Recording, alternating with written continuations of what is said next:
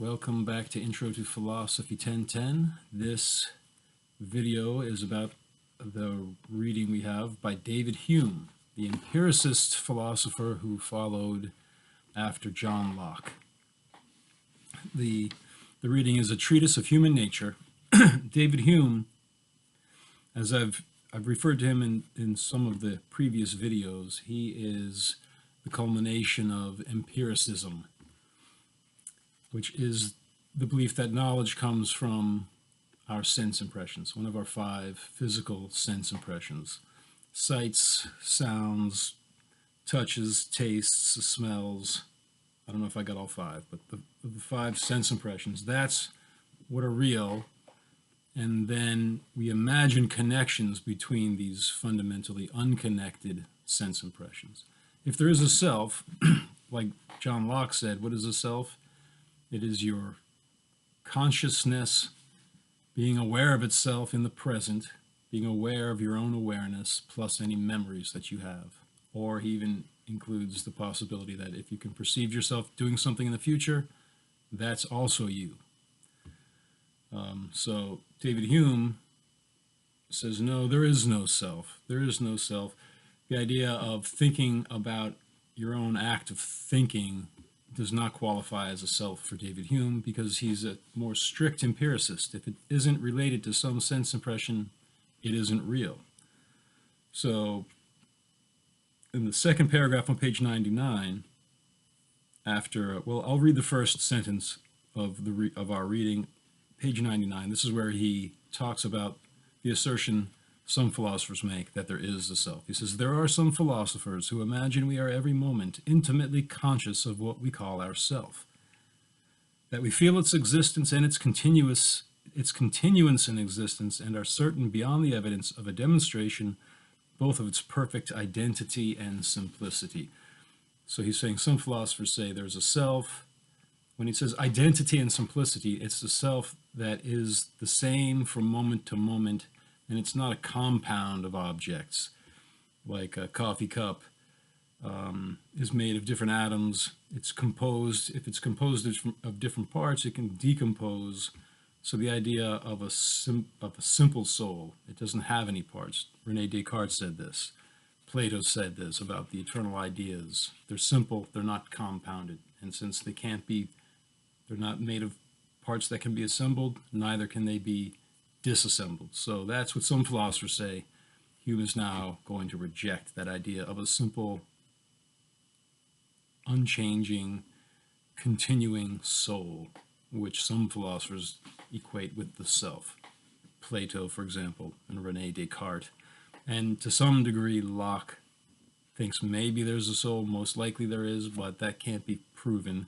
What Locke says is a self is just your awareness of your own awareness, self-reflective thought, plus any memories of things you've done in the past, or even if it's possible, any knowledge you have of things you will do in the future.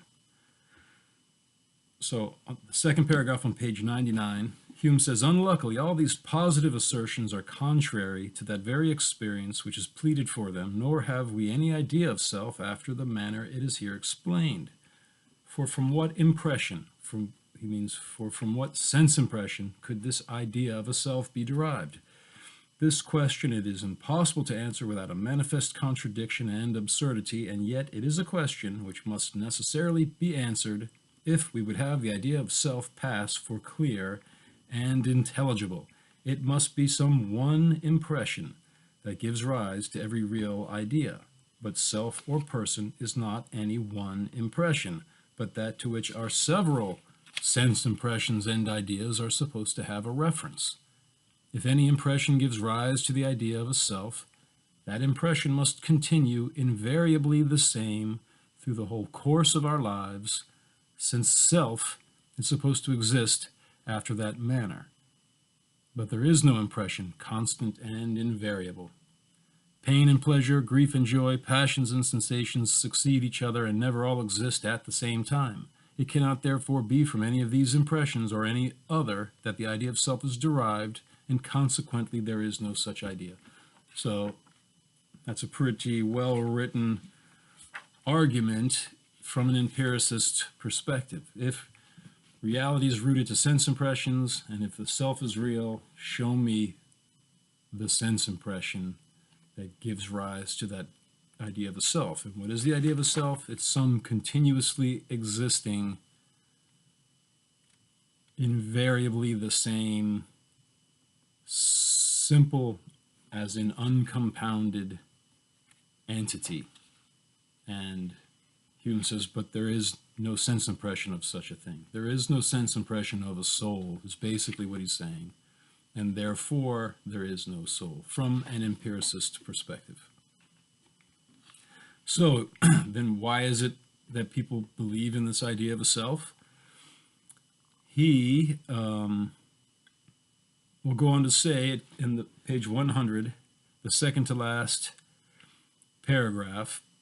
He says, but setting aside some metaphysicians of this kind who believe in a simple and continuous self, he says, I may venture to affirm of the rest of mankind that they are nothing but a bundle or collection of different perceptions which succeed each other with an inconceivable rapidity and are in a perpetual flux and movement. Skipping down a few lines, he says, there is properly no simplicity in it at one time, nor identity indifferent, whatever natural propension we may have to imagine that simplicity and identity. The comparison, he compared the idea of a self to a theater where sense impressions come and go like actors come and go on the stage. A self, he defined earlier, must be simple and identical with itself from moment to moment, and yet that is not something that we have any sense impression of. Therefore, there's no self.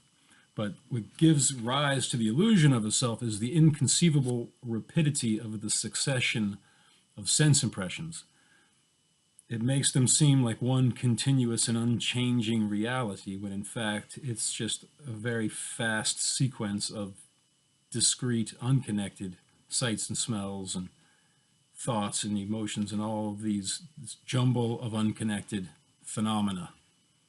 Underlying it, there is no real simple union which exists the same as itself from moment to moment. That is the same argument the Buddhists gave, and we're going to compare Hume to the Buddhists when we get to the discussion questions. So this a very good metaphor for what Hume is saying is just a motion picture which is made of a reel of still frames which are rolled past the projector light fast enough to make the separate still frames look like one continuous flowing motion picture. That is what Hume is saying gives rise to the idea of a self. Just like we think there's one continuous motion picture, we're watching a continuous uninterrupted series of images. In fact, we're seeing these totally separate, distinct still frames. That's what Hume is saying. It's that rapidity of the sense impressions that gives rise to the fiction of a self. And he gives a few examples of how it's just the human nature to interpret things through that kind of fictitious idea of things are fundamentally connected and there's one continuously unchanging object instead of a series of unconnected objects. That's the fundamental mistake comes from mistaking something that stays the same from moment to moment. If you look on page 101, the first full paragraph, about 5 lines down, he says, but though these two ideas of identity, that's something that stays the same from moment to moment. So though these two ideas of identity and a succession of related objects be in themselves perfectly distinct and even contrary, yet it is certain that in our common way of thinking they are generally confounded with each other. So a succession of related objects, which is, for example, our body. We don't really have one body that stays the same from one moment to the next. It's constantly changing. But that succession of related objects gives us the illusion that there's one continuous. We know it's changing, but we say, oh, we have a body. I have the same body I had 5 seconds ago. In fact, the body's different, but we have this habit of glossing over those tiny little continuous differences and thinking of things as continuous objects. That is a mental confusion we have. and it gives rise to the idea of a continuous self. He says, the relation of these separate but related objects. He says the relation facilitates the transition of the mind from one object to another and renders its passage as smooth as if it contemplated one continued object. This resemblance is the cause of the confusion and mistake and makes us substitute the notion of identity instead of that of related objects. So that smooth, like the motion picture, it looks like this smooth and uninterrupted stream of images. That's an illusion, it's a fiction. And so too is the idea of a self. He uses the word fiction to refer to the self several times. He uses it on page 101. He says a little bit lower down, about 3/4 of the way down, but we may farther observe that where we do not give rise to such a fiction, that is the fiction of a continuous identical self, our propension to confound identities with relation of similar objects, is so great that we are apt to imagine something unknown and mysterious connecting the parts beside their relation. And this I take to be the case with regard to the identity we ascribe to plants and vegetables. All right, so one of his examples for us mistaking a thing that's identical to itself from one moment to the next with a series of related but unconnected objects is plants and vegetables. So you call an oak tree from an acorn to a huge tree. By the time it gets to be a huge oak tree, there's not one molecule that's the same as it was as an acorn. And yet we say it's the same tree because the series of related but unconnected atoms that constituted the tree, it's the human habit to mistake that series of related objects for one continuous thing. Even though if we think about it, we say to ourselves, oh yeah, that's right, but no sooner do we stop consciously concentrating on the fact that a tree, if we don't think a soul has a tree, if we don't think the tree has a soul and we think it's just a material object, it was never the same object from one moment to the next. And the same holds, he's saying, for human beings. We have a series of thoughts. They come and go so quickly. Each sense impression creates an idea in our mind. The ideas in our mind create sense impressions in our bodies. If you're afraid, that you'll feel that. Maybe adrenaline will spike. There's this intermixing of sense impressions and imaginary ideas in our minds, and this rapid, inconceivable rapidity of this whole series of unconnected ideas and sense perceptions flows so smoothly we mistake it for a self. And we have this kind of an instinctive propension for these kinds of fictions. And so then he talks about what are some of the specifics of how we imagine connections between actually unconnected objects. And the most important one for us to keep in mind is his idea of cause and effect. So we're the same person. Okay, I'll admit that all the atoms in my body are different from what they were 7 years ago, or at least from when I was a baby. But there is this cause and effect of actions that I took then that relate me. All these years later, I'm the same continuous person because each action I do causes me to become who I am in the next moment. So even if my body's constantly changing and my thoughts are constantly changing and I am constantly changing, something that doesn't constantly change is this continuous link of cause and effect between one moment and the next. But David Hume doesn't believe in cause and effect, as strange as that might sound, because he's an empiricist. He says, well, I see this event happen, and then I see that event happen, but I don't see any causal link between them. The idea of a causal link is an imaginary idea. It doesn't refer to any sense impression. You flip the light switch and the light comes on. So therefore, flipping up the light switch caused the light to come on. Hume will say, I admit every time you turn that switch on, the light comes on, but I don't see or hear or smell or taste, or I can't touch this idea a cause. It's just that's the way things happen, but I empirically cannot observe causation. So if you disregard the empirical reality of cause and effect, which Hume does, then you undermine another avenue towards identifying yourself as a one continuous self. And all right, so if you look on page 104,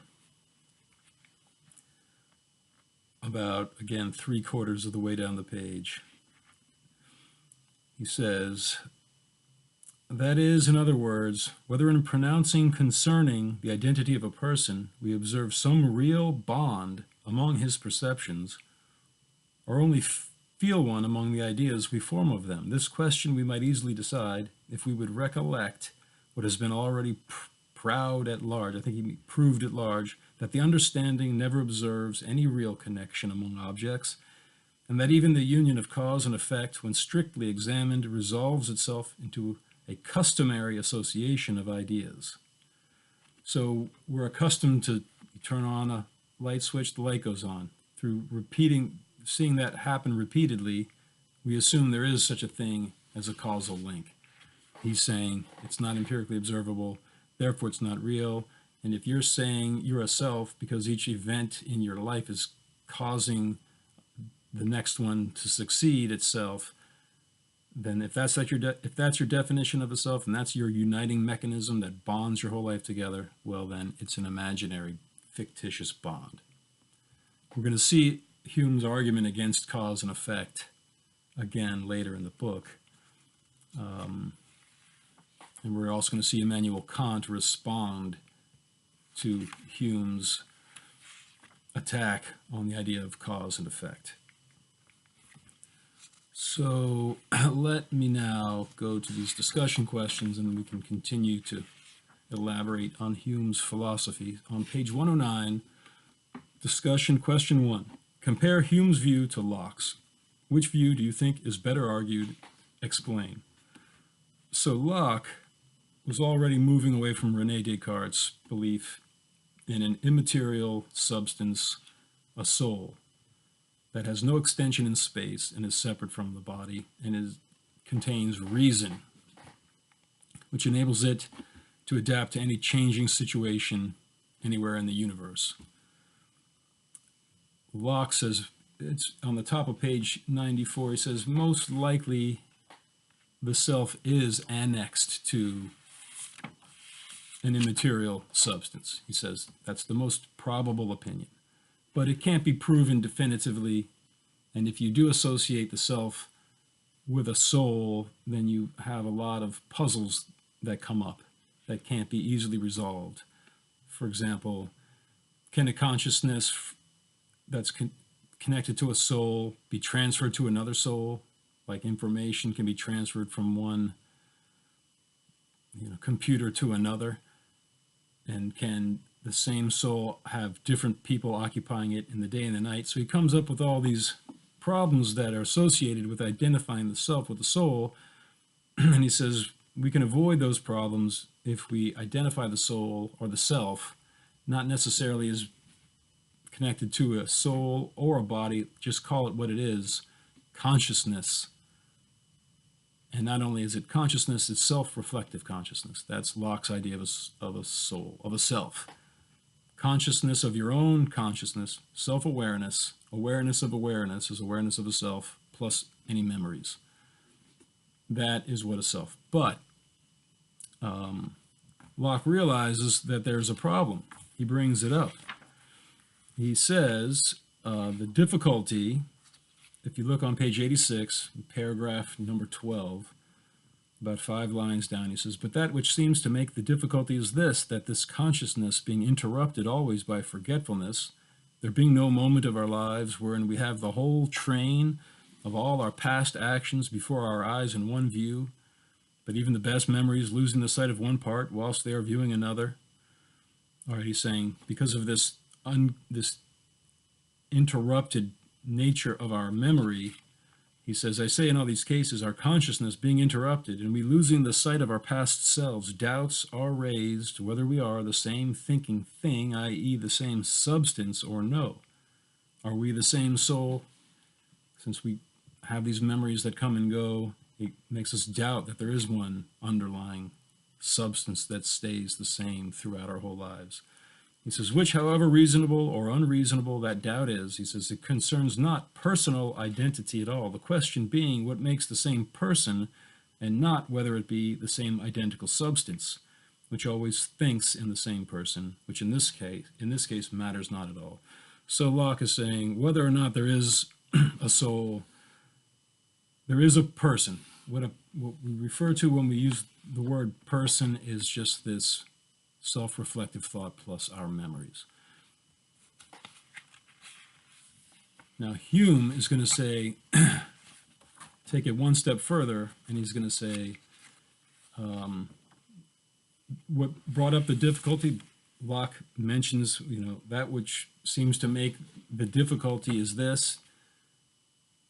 Hume just latches on to that, and he says, yeah, that is a difficulty that can't be overcome. That's the difficulty that destroys the whole concept of a continuous self. If a self is the same from one moment to the next throughout your life, it must correspond to some single sense impression that stays the same continuously. There is no such sense impression, therefore there's no self. So, referring back to this discussion question, compare Hume's views to Locke's. Which view do you think is better argued? I mean, Hume is just picking Locke's argument up to the next logical step, which Locke was already talking about. So they're not that different. Hume just says, even this idea of thinking about your own thoughts isn't one continuous. There isn't an act of thinking about thinking. There's so many unconnected sense impressions happening during that even process of thought that you never have anything to build a self from. There's thoughts end as soon as they start. Even Locke admitted that at the beginning of the reading we read from him. So what is there to reflect on something else? Thought can't reflect on itself. As soon as you have a thought, it's gone. That's what Hume is trying to say. Everything is in continuous rapid flux. And then we give this, the very rapidity of this continuous flux of sense impressions is what gives rise to the illusion of a self. Which view do you think is better argued? However you answer it, what I'm really looking for is knowledge of the text. How familiar are you with what Locke said and what Hume said? And also, I'm giving these videos because I know how, as you've seen, this language can get very complicated.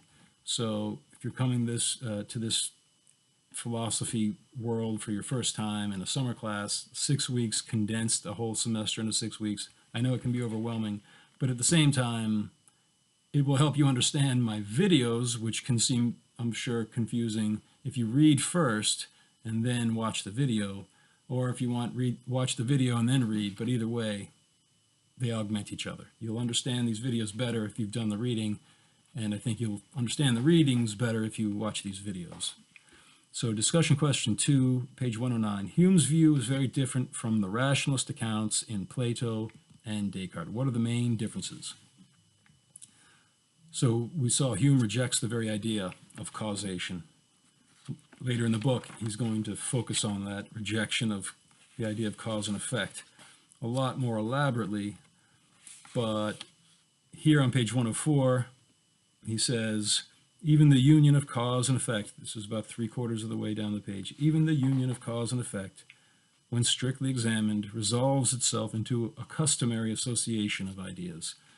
Ideas, we have sense impressions which create ideas in our mind. I used the example of the light switch. You're accustomed to seeing the light come on after you flip the light switch, and you invent this imaginary concept of cause and effect. But cause and effect has no empirical sense impression connected to it, so it's just an imaginary uniting principle. So David Hume rejects the whole idea of causality. For Plato, what causes things to happen is ultimately the idea of the good, which manifests as a series of other absolute ideas. And he talked about absolute beauty, absolute justice, absolute equality, any concept, pure, unchanging, simple, continuously existing ideas. This is what Plato assumed exists. He takes this leap of faith. He says his example for his claim that we're eternal souls who live before these bodies. We have these eternal absolute ideas imprinted on our souls. Reason can rediscover these ideas. When we're born, we forget the ideas, and then after sense impressions, they help us remember these ideas. And his example was equality. If you see two things that are almost perfectly equal, it makes you remember the idea of perfect equality. How did you learn that idea? You've never seen it in the material world, and yet that is the instinctive standard by which you judge other things. So his claim is that is evidence for an eternal soul that has this knowledge imprinted on it. And related to that example was justice. If you give two children two pieces of cake and one gets one that's bigger than the other, they're both going to notice, if they're, at least 3 years old or so, have the ability to have language, that they're unequal, and the one who got less is most likely going to relate that inequality to injustice. If you put the same pieces of cake between two dogs, the one that gets the smaller piece isn't going to have a concept of this is unjust, this dog gets more. So humans have reason, which enables us to remember these eternal ideas that are imprinted on our soul. And we forget through the process of reincarnation. When we're born again into a material body, we forget all these ideas. The ideas themselves cause things to happen. What causes something to be beautiful? It participates in the eternal idea of beauty. What causes something to be equal to something else? It participates in the idea of equality. So Hume rejects the whole idea of eternal ideas. He says that is it's just something to help us justify this illusion that we are a self. He said on page 101, and I read this before, he says, but we may further observe that where we do not give rise to such a fiction, our propension to confound identity with relation of unconnected objects, is so great that we are apt to imagine something unknown and mysterious connecting the parts beside their relation. And this I take to be the case. All right, so some unknown and mysterious mechanism that connects the parts. We have a propensity to such fictions. He would say that Plato came up with this fictitious idea of these absolute ideas which cause the material world to happen. Okay, so that is Plato's rationalism, and Descartes, following in Plato's footsteps, but he didn't believe in reincarnation. He thought God created the human souls specifically at a point in time, but then they couldn't be destroyed later. And humans have reason, and that's what differentiates us from the animals. Animals don't have reason, therefore they don't have a soul, which Descartes defined as an immaterial substance that thinks but has no extension in space, whereas a material substance is an unthinking substance that does have extension in space. So Hume doesn't believe in anything. He thinks anything that can't be connected to some sense impression is just a figment of the imagination. So he doesn't believe in a soul, and he doesn't believe in these eternal absolute ideas. That's the main difference. He thinks there's nothing about this idea of simplicity. If you go to Plato on page 41 in the Phaedo, he says, this was the argument for the eternal soul by analogy. So the absolute ideas, like the idea of equality, he says, is invisible, and it's also simple. It's not compounded of parts. He says, now the compound or composite may be supposed to be naturally capable, as of being compounded, also of being dissolved. But that which is uncompounded, and that only, must be, if anything is, indissoluble. Yes, I should imagine so, said Cebes, and the uncompounded may be assumed to be the same and unchanging, whereas the compound is always changing and never the same. I agree. So these simple, self-existent, and unchanging forms is how Socrates defines the absolute ideas. They're never changing, they're simple and self-existent, whereas that which is composite is always changing, and that's the material objects. They're always changing. And since the soul is invisible, like the absolute ideas, and it's less likely to change than the material objects, it's probably similarly a simple self-existent and unchanging form of its own, a soul. Whereas for Hume, he completely rejects the idea of simplicity.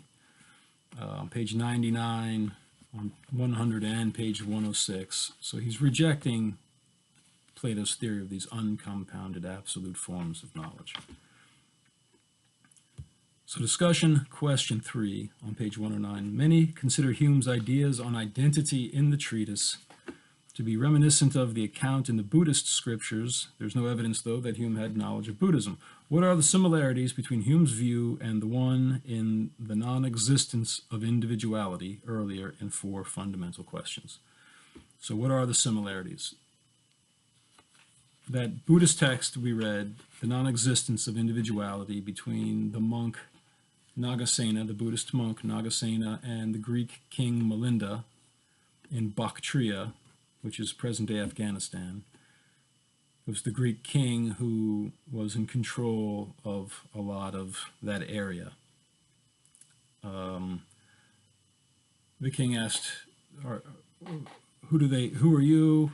And Nagasena says, well, my parents named me Nagasena. People call me that, but whatever you want to call me, it's just a name. Really, there is no self. And then the analogy that they use is of a chariot. Is the flagpole the chariot? No. Is the axle the chariot? No. Are all these different parts put together the chariot? They give the answer no. And then they say there is no chariot. Chariot is just a word referring to that conglomeration of temporarily related objects. And similarly, the word self is just a word that refers to this rapid succession of sense impressions, ideas, and emotions, none of which are connected at the most fundamental level. So that is the main similarity between Hume and the Buddhist text. One thing I want to say now, which you won't have to know for the exam, but I think it's interesting, is how clearly Hume makes his argument. He says, but there is no impression constant and invariable. For there to be a self, there'd have to be one continuous, unvariable sense impression where you had every memory of anything you've ever done and anything you ever will do in your consciousness at the same time. If you can't supply that, then there is no self. And as I've said in earlier videos, that is precisely what many people claim to have experienced when they had a near-death experience. When their heart stopped, their consciousness, they say, rose out of their body. They found themselves rising into space faster and faster until they saw themselves hurtling through a dark tunnel toward a brilliant point of light, and they experienced their life flash before their eyes, so that they're aware. And some people, like the psychologist Carl Jung and the brain surgeon Ibn Alexander, they claim to have gone out to the horizon of the cosmos, the farthest reaches of space, where they perceive the past, the present, and the future simultaneously. That's exactly what Hume says you would have to have in order for there to be a self. And that is also what the string theorist Leonard Susskind and his partner Gerard 't Hooft, they became famous for defeating Stephen Hawking in the Black Hole War. And what's important for this reading right now is they say that this three-dimensional world of material objects that are evolving over time are actually holographic projections by fundamental threads of energy that stretch out to the horizon of the cosmos, where from our perspective on Earth, space seems to be expanding away at the speed of light.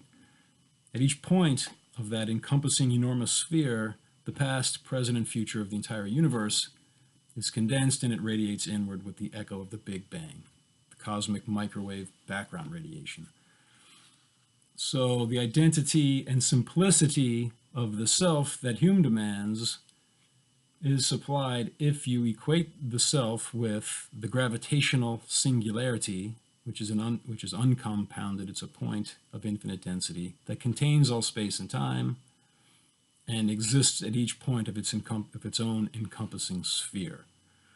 You don't have to know that for the exam, but I provided videos previously about the history of academic cosmology, and I just think that what Hume demands is provided by this union of general relativity and quantum mechanics in string theory, even though Leonard Susskind presents that theory as proof against the idea of a soul or a God. If you read David Hume, who is also arguing against the idea of a soul, you see how Susskind provided what Hume says you would need in order for there to be a soul, or for there to be a self. So I'll leave it at that, and the next video will be the reading called The Self by George Herbert Mead.